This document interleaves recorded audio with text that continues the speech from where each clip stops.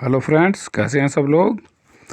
चलिए शुरू करते हैं हम आज के करंट अफेयर्स को, जो कि है हमारा 20 सितंबर 2021 का।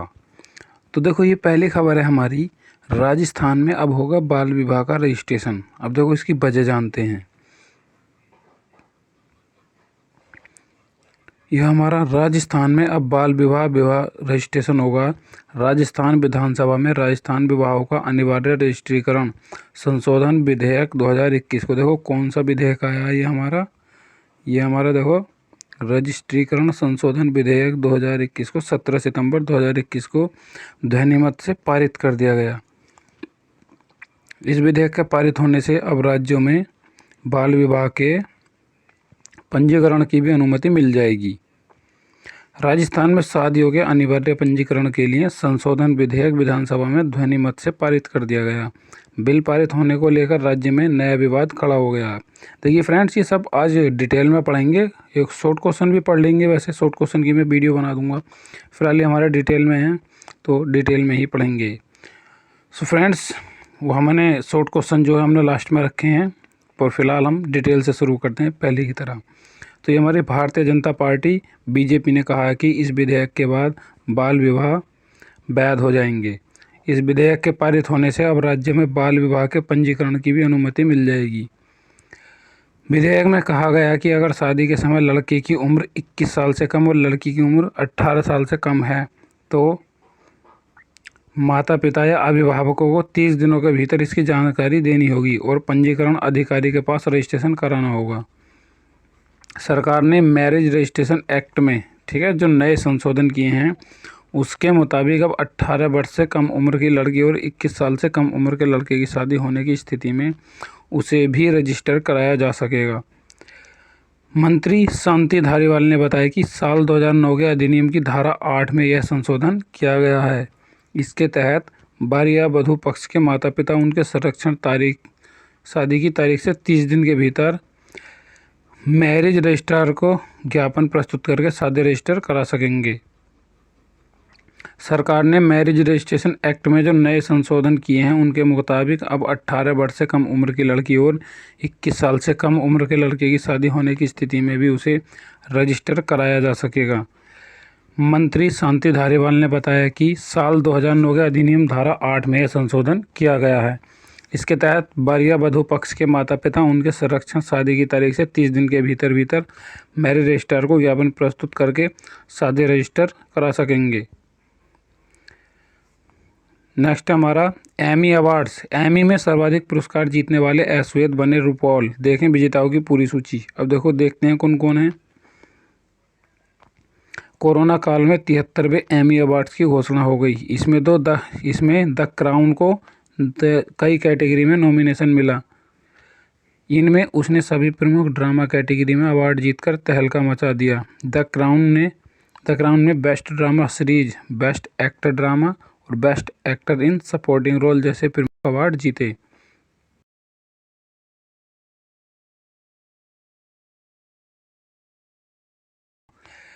टेलीविज़न की जानी मानी शख्सियत RuPaul prime time Emmy award में सबसे अधिक बार पुरस्कार जीतने वाले अश्वेत बन गए हैं। ठीक है, मानी शख्सियत रूपॉल। तो उनके कार्यक्रम ड्रैग रेस ने, कौन से कार्यक्रम है उनका, हमारा ड्रैग रेस। ठीक है, ये हमारा ड्रैग रेस ने समारोह में कई पुरस्कार अपने नाम किया है। ये लगातार चौथी बार, ठीक है, कि कौन सी बार, हमारे चौथी बार है जब रूपॉल के कार्यक्रम में यह पुरस्कार अपने नाम किया है। रूपॉल आंद्रे चार्ल्स रूपाल के नाम से मशहूर हैं। देखो इनका पूरा नाम क्या है, रूपाल आंद्रे चार्ल्स, ये जो है रूपाल के नाम से मशहूर हैं। नेक्स्ट है नए AUKUS सुरक्षा समझौते के कारण फ्रांस ने अमेरिका और ऑस्ट्रेलिया से अपने राजदूतों को बुलाया वापस। क्यों बुलाया, पढ़ते हैं इसके बारे में। फ्रांस ने 17 सितंबर 2021 को यह घोषणा की है कि वह अमेरिका, ब्रिटेन और ऑस्ट्रेलिया के बीच हालिया त्रिपक्षीय सुरक्षा समझौते के कारण संयुक्त राज्य अमेरिका और ऑस्ट्रेलिया से अपने राजदूतों को वापस बुला रहा है, जिसमें परमाणु संचालित पनडुब्बियों का निर्माण शामिल है। हमारा इंडो पैसिफिक क्षेत्र में सैन्य खतरों का मुकाबला करने के लिए इस AUKUS सैन्य समझौते पर हस्ताक्षर किए गए हैं। तो क्या करने के लिए देखो, ठीक है, इंडो पैसिफिक क्षेत्र में सैन्य खतरों का मुकाबला करने के लिए, ठीक है, इस AUKUS सैन्य समझौते पर हस्ताक्षर किए हैं। तो क्या है ये AUKUS? हमारा सैन्य समझौता है और इसमें ऑस्ट्रेलिया को परमाणु ऊर्जा से चलने वाली पनडुब्बी बेड़े की डिलीवरी शामिल है। इन पनडुब्बियों का निर्माण UK और US के सहयोग से ऑस्ट्रेलिया में किया जाएगा। हालांकि यह समझौता अमेरिकी परमाणु पनडुब्बियों के पक्ष में $40 बिलियन फ्रांसीसी पनडुब्बी अनुबंध को रद्द कर देता है। फ्रांस के विदेश मंत्री जीन येवेस ड्रियन ने अपने बयान में इस निर्णय को पीठ में छुरा घोंपा और तौर पर उल्लेखित किया। ठीक है, इस निर्णय को क्या किया है? पीठ में छुरा घोंपा के तौर पर उल्लेखित किया है।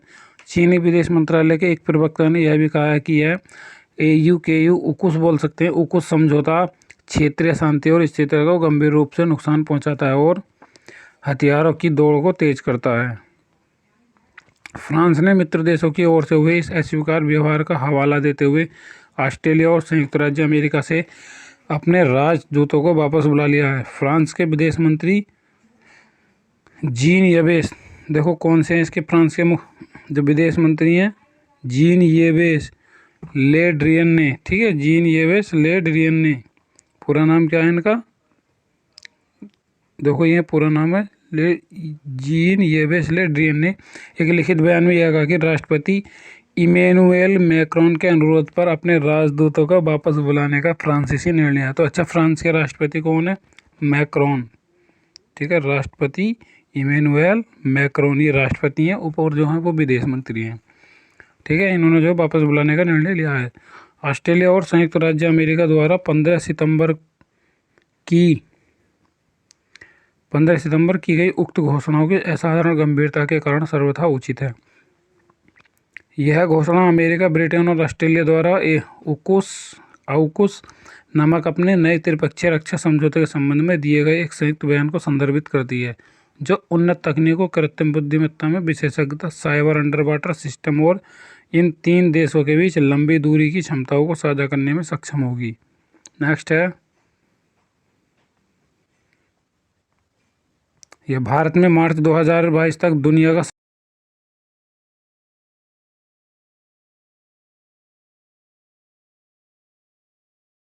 भी बनाया जा रहा है। केंद्रीय सड़क परिवहन और राजमार्ग मंत्री नितिन गडकरी ने 17 सितंबर 2021 को घोषणा की कि सरकार दुनिया के सबसे लंबे राजमार्ग यानी दिल्ली मुंबई एक्सप्रेस राजमार्ग का निर्माण कर रही है। कौन से का निर्माण करेगी?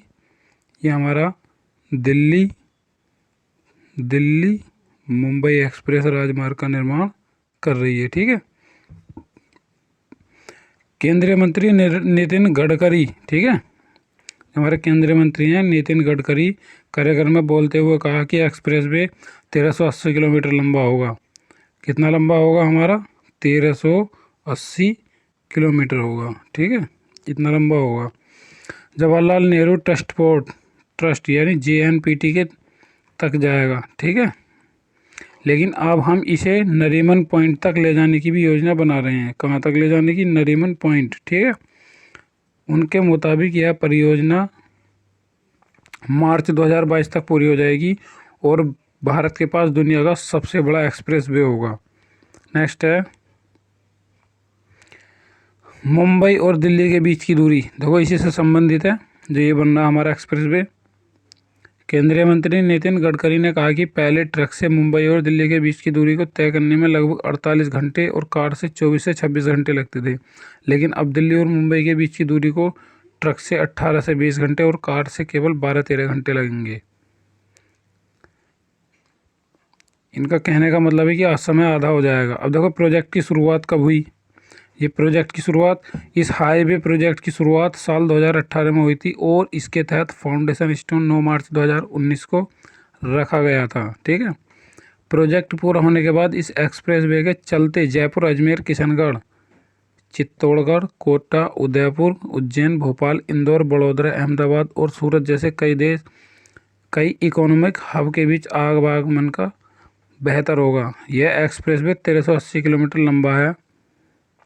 इसके कंस्ट्रक्शन के लिए 15,000 हेक्टेयर से अधिक जमीन हासिल की जा चुकी है। नेक्स्ट है केंद्र सरकार का बड़ा फैसला, किसानों को मिलेगी 12 अंकों की यूनिक आईडी।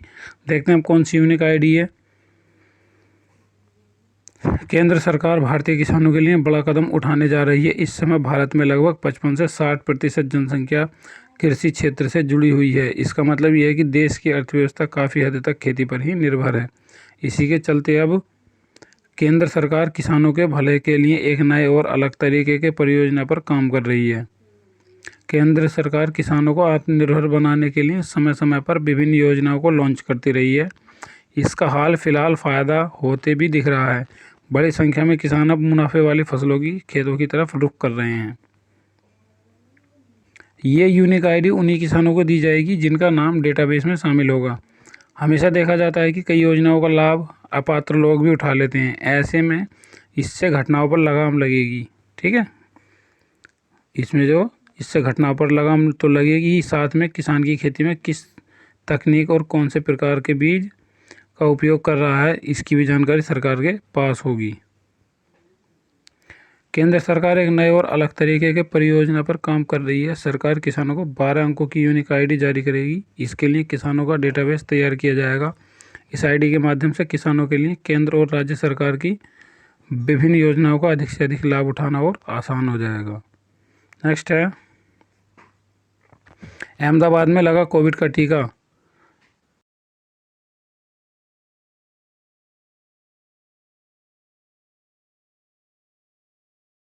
इसके बारे में गुजरात में अहमदाबाद नगर निगम यानी एएमसी ने 17 सितंबर 2021 को एक आदेश जारी किया है, जिसमें यह कहा गया है कि जिन नागरिकों ने कोरोना वायरस वैक्सीन की खुराक 2 खुराकों में से कोई भी खुराक नहीं ली, उन्हें 20 सितंबर 2021 से अहमदाबाद में सार्वजनिक परिवहन या नागरिक भवनों में प्रवेश करने की अनुमति नहीं दी जाएगी। अहमदाबाद में नागरिकों को बिना किसी खुराक के नागरिक परिवहन वाहनों में प्रतिबंधित करने का यह निर्णय टीकाकरण की प्रक्रिया को तेज करने के साथ साथ कोविड-19 वैक्सीन के खिलाफ लोगों में संभावित झिझक को दूर करने के लिए लिया गया है। एएमसी कमिश्नर मुकेश कुमार ने यह कहा है कि जिन लोगों ने वैक्सीन की 2 खुराक में से कोई भी खुराक नहीं लिया, उन्हें सार्वजनिक परिवहन, बस, रैपिड ट्रांजिट सिस्टम के साथ साथ Kankaria lake front, library, Sabarmati river front, sports complex, व्यायामशाला जैसे विभिन्न सार्वजनिक स्थलों में प्रवेश करने से रोक दिया जाएगा। मुकेश कुमार ने ट्वीट किया है कि विभिन्न नगरपालिका सेवाओं का लाभ उठाने के लिए केवल उन लोगों को ही प्रवेश की अनुमति दी जाएगी जिन्होंने कोविड-19 वैक्सीन की 1 या 2 खुराक यदि पात्र हैं लगवा ली हैं। 20 सितंबर 2021 यानी सोमवार से ऐसी सुविधाओं के प्रवेश बिंदु पर कोविड-19 वैक्सीन प्रमाण पत्र की जाँच की जाएगी। नेक्स्ट है PM Modi visit to US. इस सप्ताह में अमेरिका जाएंगे। प्रधानमंत्री एप्पल के प्रमुख Tim Cook, vice president Kamala Harris से मिलने की है संभावना। देखो पढ़ते हैं। प्रधानमंत्री नरेंद्र मोदी 22 सितंबर 2021 को वॉशिंगटन डीसी पहुंचेंगे और अगली सुबह वे बैक टू बैक उच्च स्तरीय बैठकों के साथ क्वाड शिखर सम्मेलन। देखो ये क्या है, हमारा क्वाड शिखर सम्मेलन है। ये हमारा क्वाड शिखर सम्मेलन और संयुक्त राष्ट्र महासभा के संबोधन आदि, ठीक है, सहित प्रमुख द्विपक्षीय कार्यक्रमों की एक श्रृंखला में शामिल होंगे। पीएम मोदी, अमेरिकी उपराष्ट्रपति कमला हैरिस, एप्पल चीफ, ठीक है, ये हमारे एप्पल चीफ टिम कुक, ऑस्ट्रेलियाई पीएम स्कॉट मॉरिसन, ठीक है, और जापानी समकक्ष योशिहिदे सुगा से भी इस दौरान मुलाकात करेंगे। मीडिया के रिपोर्ट्स के अनुसार इन सभी बैठकों के विवरण, कार्यक्रम और आधिकारिक घोषणाओं पर अभी काम किया जा रहा है। नेक्स्ट है 24 सितंबर 2021 को पीएम मोदी अमेरिकी राष्ट्रपति जो बाइडेन के साथ पहली शारीरिक प्रत्यक्ष द्विपक्षीय बैठक करेंगे। 24 सितंबर को वाशिंगटन में होने वाले पहले, देखो क्या है, in person quad leaders summit में भी भाग लेंगे। पीएम मोदी 25 सितंबर को संयुक्त राष्ट्र महासभा में भाषण देने के लिए 24 सितंबर की शाम को न्यूयॉर्क जाएंगे। नेक्स्ट है संयोग से पीएम मोदी और यूके के पीएम बोरिस जॉनसन, ठीक है, एक ही दिन वाशिंगटन का दौरा करेंगे। इन दोनों नेताओं की मुलाकात हो सकती है। पीएम मोदी के इस दौरे के दौरान डिनर का आयोजन किया गया है। 22 सितंबर पीएम मोदी अमेरिका के वाशिंगटन डीसी पहुंचेंगे। नेक्स्ट, तो फ्रेंड देखो ये हमने बहुत जल्दी से डिटेल में पढ़ लिया। अब इसके बाद हम करंट अफेयर्स एक पंक्ति में पढ़ेंगे जो कि 20 सितंबर 2021 का है। चलिए शुरू करते हैं। इसके जो मोस्ट इम्पोर्टेंट क्वेश्चन है वही पढ़ाएंगे। यह सीमा सड़क संगठन BRO ने RCC कंपनी की कमान पहली बार जिस महिला सैन्य कमांडर को सौंपी है, तो वो किसको सौंपी है? मेजर आइना को। ठीक है, किसकी? सीमा सड़क संगठन। ठीक है, ये इंग्लैंड के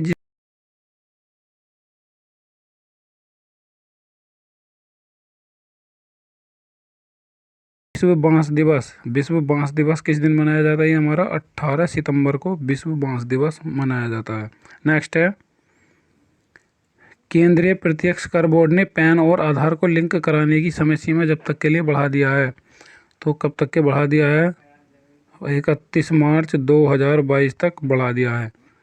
पंजाब के मुख्यमंत्री अमरिंदर सिंह के इस्तीफा देने के बाद जो राज्य के नए मुख्यमंत्री बन गए हैं, तो कौन बने हमारे? ये चरणजीत सिंह चन्नी। देखो इनके बारे में मैंने पढ़ाया था। ये एक दलित मुख्यमंत्री हैं जो पहली बार हमारे पंजाब के मुख्यमंत्री होंगे। फेसबुक इंडिया ने जिसे डायरेक्टर ऑफ पब्लिक पॉलिसी बनाने की घोषणा की है, तो किसको की है? हमारे राजीव अग्रवाल को। नेक्स्ट है, हिंदू यूनिवर्सिटी ऑफ अमेरिका जिस अभिनेता को हिंदू अध्ययन में डॉक्टरेट की मानद उपाधि प्रदान की है, तो किसको की है? ये हमारे अनुपम खेर को। ठीक है, देखिए हमारे अनुपम खेर को। नेक्स्ट क्वेश्चन है, ये हमारा लास्ट क्वेश्चन है। जिस राज्य सरकार ने छिंदवाड़ा विश्वविद्यालय का नाम बदलकर राजा शंकर शाह, देखो क्या हमारा छिंदवाड़ा विश्वविद्यालय का नाम बदला गया है और क्या रखा गया? राजा शंकर शाह विश्वविद्यालय के नाम पर करने की घोषणा की है। तो ये कहाँ पर की गई? हमारे मध्य प्रदेश में। कहाँ पर? मध्य प्रदेश में। ठीक है फ्रेंड्स, मध्य प्रदेश इसका सही आंसर है। तो फ्रेंड्स ये था हमारा आज का करंट अफेयर्स। आई होप आपको वीडियो पसंद आई होगी। So friends, thank you. जय हिंद।